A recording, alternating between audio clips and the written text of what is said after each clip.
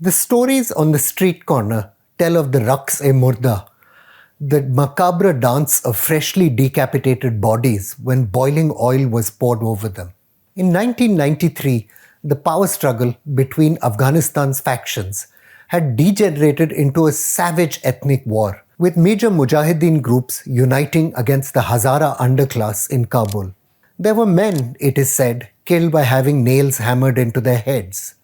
Others burned alive inside shipping containers. In the Hazara-dominated neighborhoods of Afshar, hundreds were massacred. For months now, unremitting Islamic State violence against the mainly Shia Hazara community has led many to wonder if a new genocide lies ahead. Just in past days, Hazara school children have been bombed, a mosque targeted in Mazar-e-Sharif, this on the back of multiple killings in Dasht-e-Barchi, the community's Kabul bastion. There have also been attacks on other groups the Islamic State considers heretics.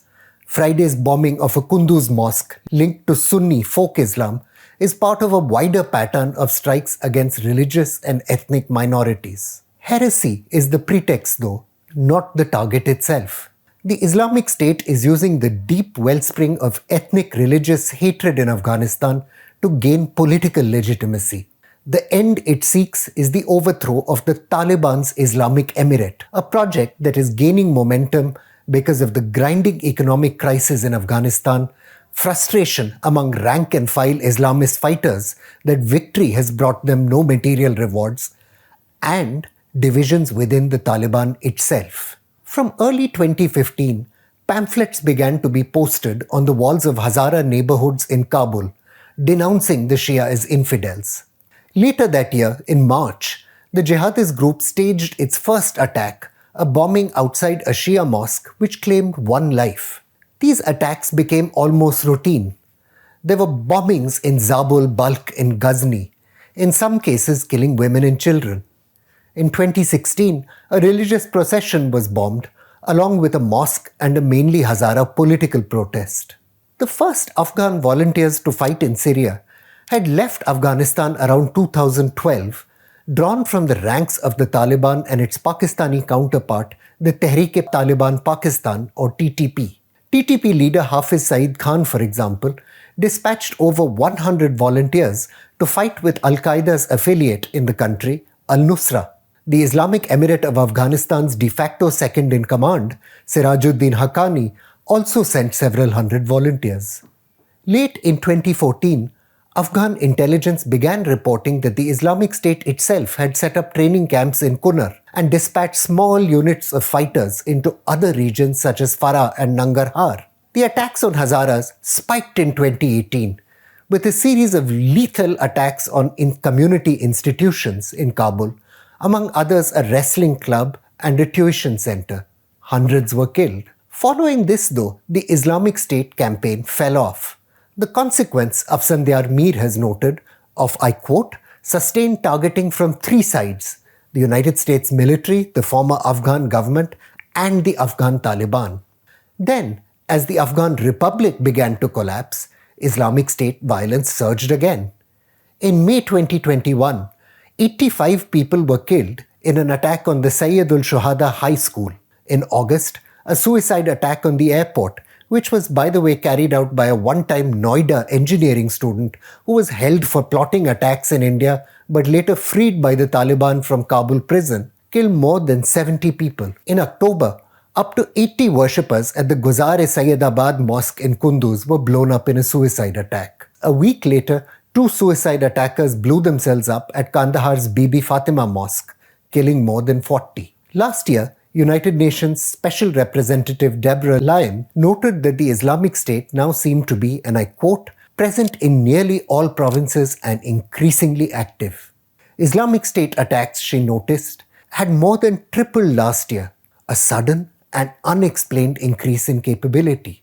Like so much else, the reasons for the Islamic State's resurrection have something to do with politics. The Taliban's military triumph, you see, was led by the so-called Eastern Taliban of Sirajuddin Haqqani, which enjoys decades-old relationships with the TTP as well as both Al-Qaeda and factions of the Islamic State.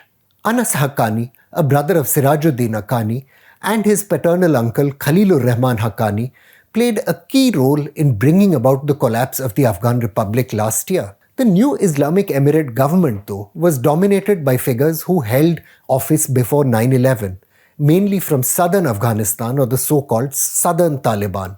Taliban Defense Minister Abdul Qayyum Zakir from Helmand served in the First Emirate. So did Interior Minister Ibrahim Sadr, Finance Minister Gul Agha Ishaqzai, and several others. Founded in the early 1970s with the backing of Pakistan's Intelligence Services Intelligence Directorate, the warlord Sirajuddin Haqqani's network helped lay the foundations of the jihadist movement in Afghanistan and Pakistan's northwest, scholars Don Rassler and Wahid Brown have recorded. The Haqqani status derived from their control of the seminary of Akora Khatak, a hub for Arab and other transnational jihadists. In spite of the Haqqani's jihadist credentials, scholar Thomas Ruttig has noted, they were given no great influence in the First Emirate. Their influence centered on the provinces of Paktika, Paktia and Khost. The Haqqanis were kept out by the Kandaharis around the Taliban patriarch Mullah Muhammad Omar. The eastern tribes, moreover, generally belonged to neither of the two great Pashtun tribal confederations, the Durrani and the Ghilzai. Yelena Bieberman and Jared Schwartz have written that the tensions between the two groups date back to 2016, when the Taliban Amir Hibatullah Akhundzada divided operational control of Taliban forces between the Haqqanis and Muhammad Yaqub, the son of First Emirate Patriarch Mullah Muhammad Omar. This denied the Haqqanis control of a military of which they were the principal part. Eastern Taliban, scholar Antonio Giustozzi presciently warned last year, would quietly wander into the Islamic State if their demands were not met. The Islamic State today also has the support of a large cohort of prospectless young jihadists who have learned that while the fall of Kabul has given Taliban greybeards, officers and status, it's brought the rank and file nothing. For this cohort, the Islamic State offers the prospect of perpetual war and thus perpetual livelihoods. This much is clear. Killing Hazaras is not an invention of the Islamic State. Hazaras, where will you hide? Taliban commander Mullah Abdul Niazi, the governor of the province of Balkh, asked, as Hazaras was slaughtered at Mazar-e-Sharif in 1998. If you jump in the air, we will grasp your legs, he said. If you enter the earth, we will grasp your ears. Hazaras are not Muslims, you can kill them, it's not a sin. Since then, Taliban commanders have evicted Hazara from their grazing lands, seized their homes, and taken hundreds hostage. Emir Abdur Rahman Khan, the founder of the modern Afghan state, brutally stamped out Hazara rebellions in the 19th century and resettled ethnic Pashtuns on their land. He enslaved tens of thousands. Islamic State leaders have from the outset sought to capitalize on these existing ethnic religious divisions to consolidate their authority. In a February 2014 letter, Ahmad Fadil al-Khalafieh, the Afghan-trained Al-Qaeda jihadist who laid the foundations for the Islamic State in Iraq, described Shia as, and I quote, the lurking snake, the crafty and malicious scorpion, the spying enemy, and the penetrating venom. Polemic like this has a constituency in Afghanistan too. The Hazaras, you see, made educational and employment gains after 9/11, sparking resentment among many rural Pashtuns and their elite. There are old disputes over lands and irrigation. The liberal urban milieu of Kabul's Hazaras and the relatively high status and agency of Hazara women evokes fear and hatred amongst Taliban supporters. Exactly how the power struggle behind the anti-Hazara campaign might play out eventually remains unclear. Ferocious efforts by the Taliban to hack at the roots of the Islamic State have led to massive killings in the eastern Nangarhar region.